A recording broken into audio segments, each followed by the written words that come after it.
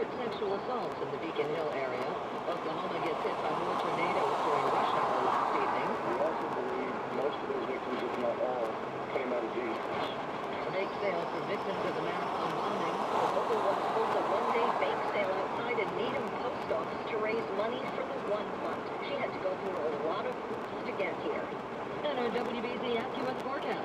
We'll have warmth and humidity lingering through the end of the week. We could end tomorrow with a thunderstorm.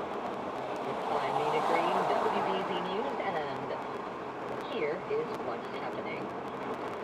Boston police are investigating 3 separate attacks on women in the Beacon Hill section of Boston. Those similarities suggest that these sexual assaults may be connected.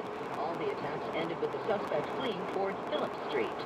The first attack took place Thursday in the area of Anderson Street. The victim was reaching for her car keys in front of her residence when the suspect approached her from behind and groped her.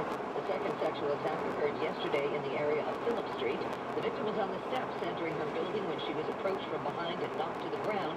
She reported the assault lasted seconds before the suspect fled on foot to Phillips Street. The third also happened yesterday, this time in the area of Garden Street.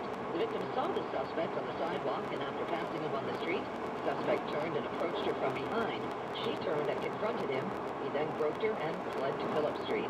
In all 3 incidents, the suspect is described as a white male in his 20s, about 5'6" or 5'7", with a medium build. Anyone with information is urged to contact Boston Police.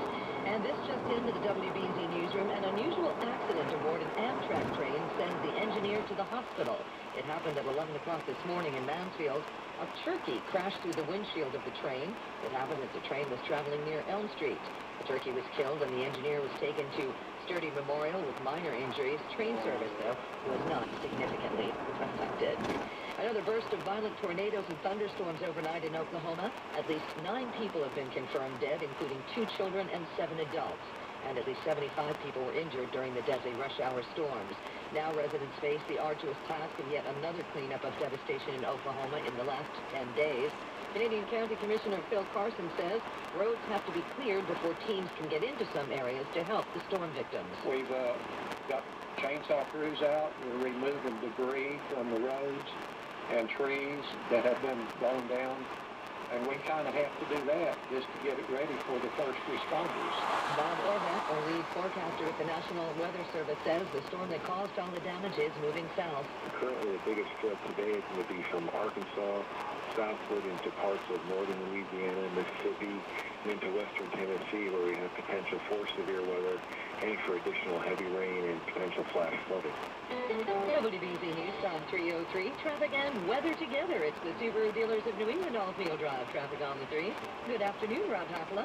Good afternoon to you, Nina. We're getting word of a crash on Route 1 southbound in the right lane near Route 60. See news caution there as you work your way through the Revere stretch, traveling on Route 1 on the southbound side. Northbound side of Route 1 was also heavy in that area.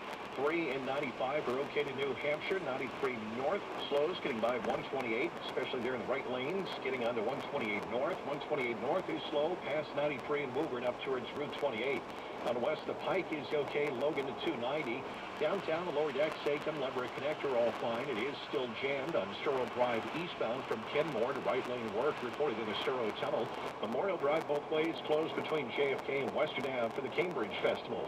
Southbound Expressway, heavy Mass Ave down to Freeport Street. More delays, Furnace Brook to the split. Northbound is slow, Mass Ave up into the O'Neill Tunnel. Route 3 along the South Shore, we have reports of a left lane crash near Derby Street in Hingham. You're jammed back to Route 18. No problems at the Sagamore or the Bourne Bridges. Next report, 3:13 on WBZ's Traffic on the 3s. Thanks, Rob. Now the 4-day WBZ AccuWeather forecast with meteorologist Dave Samuel. Dave?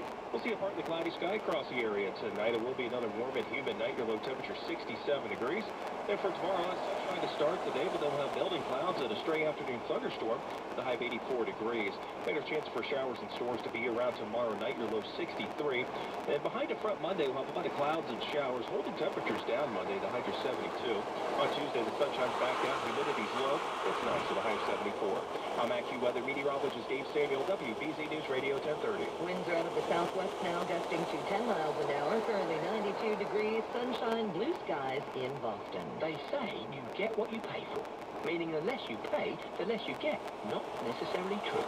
For instance, a lot of people pay less for car insurance by switching to Geico, but get more than savings. They get satisfaction. In fact, Geico's customer satisfaction is at 97%. And that explains why I nearly got decked by some happy customers dancing in the street. For a free rate quote, visit geico.com to see how much you could save. Geico, 15 minutes could save you 15% or more on car insurance. WBZ News on 3:05. It's been 2 years since a massive tornado ripped through central and western Massachusetts, leaving a 39-mile swath of devastation from Westfield to Charlton, including Springfield, West Springfield, Springfield.